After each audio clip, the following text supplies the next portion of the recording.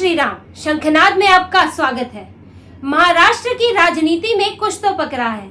महाराष्ट्र में कुछ बड़े बदलाव होने के आसार हैं। महाराष्ट्र में बीजेपी और उद्धव ठाकरे की मुलाकात सियासी हवाएं तेज कर रही है और अघाड़ी के अंत की कहानी लिख रही है। क्या ये इत्तेफाक है कि पहले पिता और अब पुत्र फडणवीस से टकरा रहे हैं, हंस हंस के बातें कर रहे हैं, मिलजुल रहे हैं, लिफ्ट में मिल रहे हैं, बार बार ऐसा हो रहा है? क्या ये महज इत्तेफाक है? और ये इत्तेफाक है तो 5 सालों में इत्तेफाक क्यों नहीं हुआ? ये इत्तेफाक विधानसभा चुनाव से पहले ही क्यों हो रहा है? और दोनों ही कभी विधान भवन में मिल लेते हैं, कभी लिफ्ट के बाहर मिल जाते हैं और पत्रकार पूछे तो सीक्रेट मीटिंग कह देते हैं। आदित्य ठाकरे ने पिता के बाद अब फडणवीस से उनकी मुलाकात हुई है। दोनों लिफ्ट में साथ आए, हंस हंस कर बातें कर रहे थे, फिर विधान भवन में भी साथ मिलके हंसते हंसते बातें करते देखे गए। इससे कुछ दिनों पहले उद्धव ठाकरे भी लिफ्ट के बाहर फडणवीस से मिले थे और दोनों लिफ्ट के अंदर भी हंसते हंसते बात करते हुए गए थे। और जब उद्धव ठाकरे से पत्रकारों ने पूछा तो उन्होंने कहा कि हाँ, ये सीक्रेट मीटिंग थी, अब हम लिफ्ट में ही सीक्रेट मीटिंग करेंगे। उन्होंने तंज के लहजे में कहा। लेकिन ये मुलाकातें 5 साल में पहली बार अचानक से हो रही है कि शिवसेना, उद्धव ठाकरे गुट के 2 बड़े नेता सर्वे सर्वा अचानक से फडणवीस से मिलने लगे। महाराष्ट्र में जो हो रहा है उससे साफ है कि महाविकास अघाड़ी के अब अंतिम दिन है। महाराष्ट्र चुनाव से पहले यहाँ कुछ बड़ा हो सकता है, क्योंकि उद्धव ठाकरे अघाड़ी गठबंधन में फंसा हुआ महसूस कर रहे हैं। वो तड़प रहे हैं इससे निकलने के लिए, क्योंकि यहाँ उनके पास अब कोई रास्ता नहीं बचा है। उनकी हालत ऐसी हो गई है जैसे न वो घर के रहे न घाट के, क्योंकि उद्धव ठाकरे ने अघाड़ी में आने के लिए जिस चीज के लिए वो आए थे, जिस मकसद से आए थे, आज उनके हाथ खाली हैं। उन्होंने जो समझौते किए विचारधारा से, हिंदुत्व की विचारधारा जो उनके पिता ने दी थी, जो उनकी लेगेसी थी, विरासत में उन्हें ये पार्टी मिली थी, ये विचारधारा मिली थी, उन्होंने समझौता किया। क्यों? क्योंकि वो महाराष्ट्र के मुख्यमंत्री बनना चाहते थे और बड़े भाई का दर्जा चाहते थे। उन्हें लग रहा था कि बीजेपी अब बड़ी पार्टी बन गई है, वो ज्यादा सीटें ले आई है। 105 सीटें बीजेपी पिछले विधानसभा चुनाव में लाई थी, जबकि उद्धव ठाकरे 124 सीटों पर लड़कर भी सिर्फ 56 सीटें हासिल कर पाए थे। तो बीजेपी का मुख्यमंत्री बनना तो तय था, क्योंकि पहले कोई समझौता नहीं हुआ था, ना ही बीजेपी ने उद्धव ठाकरे के नेतृत्व में चुनाव लड़ा था। दोनों ने गठबंधन में चुनाव लड़ा था, तो जो बड़ी पार्टी थी उसका मुख्यमंत्री बनना था। लेकिन उद्धव ठाकरे, उनको कहीं डर लगा, उन्हें किसी ने सलाह दी, कहीं भड़काया कि वो तो यहाँ छोटे भाई बन के रह जाएंगे, बीजेपी उन्हें खा जाएगी, अब उन्हें मुख्यमंत्री बनना चाहिए। और उद्धव ठाकरे दौड़ दौड़ के महाविकास अघाड़ी के अंदर आ गए। कांग्रेस और एनसीपी के साथ एक अननेचुरल अलायंस किया, तुष्टीकरण करने वाली पार्टियों के साथ अननेचुरल अलायंस किया उद्धव ठाकरे ने मुख्यमंत्री बनने के लिए। लेकिन आज क्या हो रहा है? आज वो दोनों ही पार्टियां उद्धव ठाकरे को ठेंगा दिखा रही हैं। जैसे ही लोकसभा में उद्धव ठाकरे का प्रदर्शन खराब हुआ, दोनों पार्टियों ने उन्हें दरकिनार कर दिया। दोनों पार्टियां सरेआम उनके बयानों को खारिज कर रही हैं। उद्धव ठाकरे जहां मुख्यमंत्री पद के लिए दावा ठोक रहे हैं, संजय राउत कहते हैं कि उद्धव ठाकरे सीएम पद का चेहरा होंगे, उनके नेतृत्व में महाविकास अघाड़ी चुनाव लड़ेगा। लेकिन शरद पवार साफ साफ कह देते हैं कि कोई चेहरा नहीं होगा। वो उस बात को भी नहीं रखते कि बाद में हम बताएंगे, तय करेंगे। वो साफ मना कर देते हैं और कहते हैं कि पार्टी ही चेहरा है और इसके अलावा कोई चेहरा नहीं होगा। ये उद्धव ठाकरे के मुंह पर सीधे सीधे लानत मारते हैं। वो सीधे सीधे उनकी बात को, उनके दावे को खारिज करते हैं। वहीं कांग्रेस के बाला साहेब थोराट भी कहते हैं कि कोई सीएम चेहरा नहीं है, इस पर बाद में सब मिलकर फैसला करेंगे। सिरे से खारिज हो जाते हैं उद्धव ठाकरे के दावे। तो उद्धव ठाकरे अब यहाँ रह के करेंगे क्या? उनको सीएम पद मिलेगा नहीं। और रही सीटों की बात, जिन पर वो दावा करते हैं कि कल को अगर अघाड़ी में लड़ ले और ज्यादा सीटें आ जाए तो वो दावा कर सकते हैं कि हाँ, मुझे मुख्यमंत्री बनाओ। लेकिन जब सीटें मिलेंगी तब, क्योंकि तीनों ही पार्टियां, वहां से शरद पवार और वहां से कांग्रेस, दोनों दावा कर रहे हैं कि उन्हें ज्यादा से ज्यादा सीटें मिलनी चाहिए।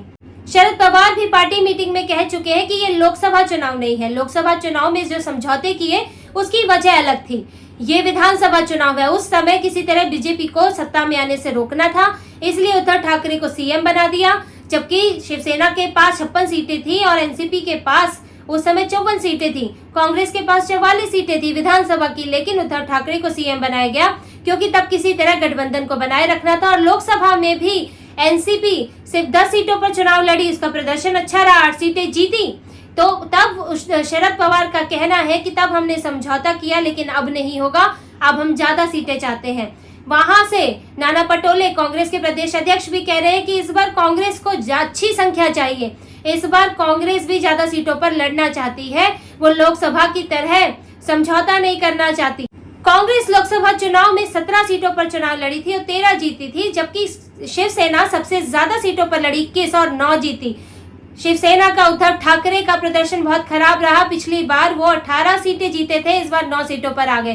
तो कांग्रेस का यही कहना है कि जब हम लोकसभा में कम सीटों पर चुनाव लड़े और ज्यादा सीटें जीते तो हम विधानसभा में समझौता क्यों करें। तो ऐसे में उद्धव ठाकरे के लिए सीटें आएंगी कहां से, क्योंकि पिछली बार एनसीपी और कांग्रेस 125 सीटों पर चुनाव लड़ी थी, बाकी सीटें गठबंधन को दे दी थी विधानसभा चुनाव में। अब उसके बावजूद भी ये 56 और 44 सीटें लाए। अब अगर शिवसेना भी चाहेगी, उद्धव ठाकरे चाहेंगे कि उनको भी ज्यादा सीटें मिले, तो कैसे मिलेंगी? अगर आधा आधा भी करेंगे, बराबर बांटेंगे, तो 92 लगभग सीटें तीनों के हिस्से आएंगी। अब जब उद्धव ठाकरे 124 सीटों पर लड़कर 56 सीटें लाए थे, तो समझ लीजिए 92 सीटों पर लड़कर कितनी सीटें लाएंगे। ऊपर से उनकी पार्टी टूट चुकी है। पिछली बार एकजुट शिवसेना थी, इस बार उनके सामने एकनाथ शिंदे है, बीजेपी है। पिछली बार गठबंधन में वो इतनी सीटें लाए थे। तो उद्धव ठाकरे इस बार बुरी तरह फंसे हैं, क्योंकि उन्हें कांग्रेस और शरद पवार दोनों भाव नहीं दे रहे हैं, क्योंकि उनका प्रदर्शन खराब रहा। उन्हें ना सीएम का पद मिलने वाला है, ना उन्हें लड़ने के लिए ज्यादा सीटें मिलने वाली हैं। तो उद्धव ठाकरे के सामने अब सवाल है कि वो यहाँ रहकर करे क्या। उनके पास सिर्फ अपना भविष्य नहीं, अपने बेटे का भविष्य भी है। वो चाहते हैं कि उनका बेटा आगे सीएम बने, उनका बेटा शिवसेना इनकी पार्टी की कमान संभाले। तो कमान कैसे संभालेगा? जब तक कोई बड़ी उपलब्धि हाथ नहीं होगी, जब तक वो कुछ करके नहीं दिखाएगा। वहीं शरद पवार भी चाहते हैं कि उनकी बेटी सुप्रिया सुले को वो यहाँ पर सेट कर जाए, क्योंकि वो 82 साल के हो चुके हैं। अब वो चाहते हैं कि उनकी बेटी जो है पार्टी संभाले, इसलिए उनकी बेटी मुख्यमंत्री बने ताकि पार्टी उसके नेतृत्व में चल सके। वही कांग्रेस भी सोचती है कि मुख्यमंत्री उनका ही होना चाहिए कल को, क्योंकि उन्होंने भी लोकसभा में बहुत अच्छा प्रदर्शन किया है, वो राष्ट्रीय स्तर की पार्टी है। तो सभी खींचतान चल रही है महाविकास आघाड़ी में, तीनों के तीनों एक दूसरे को खींचने में लगे हुए हैं और उद्धव ठाकरे इसमें सबसे कमजोर स्थिति में है। और यही वजह है कि उनकी बीजेपी से मुलाकातें चल रही हैं। उद्धव ठाकरे ऐसे ही नहीं कि पिछले 5 साल में जो एक बार भी फडणवीस से नहीं मिले, गलती से भी नहीं मिले। लिफ्ट में टकराना और सड़क पर टकराना तो छोड़ दीजिए, विधानसभा में ये हर बार जाते हैं, हर बार ही विधान भवन के परिसर में मौजूद होते हैं, लेकिन 5 साल में नहीं मिले। तो ये कैसे मिल रहे हैं ठीक चुनाव से पहले? क्योंकि उद्धव ठाकरे अब सोच रहे हैं कि मैं सांस ले पाऊं महाविकास आघाड़ी से बाहर आकर। मुझे यहाँ सिर्फ नुकसान ही नुकसान हुआ है, ना तो पद मिला और ऊपर से मेरी पार्टी भी टूट गई, तो मुझे फायदा क्या है? मुझे आज की राजनीति नहीं, मुझे आगे की राजनीति भी देखनी है, अपने बेटे को भी देखना है। अगर आज पार्टी मजबूत नहीं होगी तो कल बेटा किसका नेतृत्व करेगा? अगर पार्टी खत्म हो गई तो बेटे के राजनीतिक भविष्य का क्या होगा? इसीलिए आदित्य ठाकरे भी फडणवीस से मिलते दिख रहे हैं, क्योंकि दोनों सर्वे सर्वा पार्टी के हैं, एक भविष्य है, एक वर्तमान है।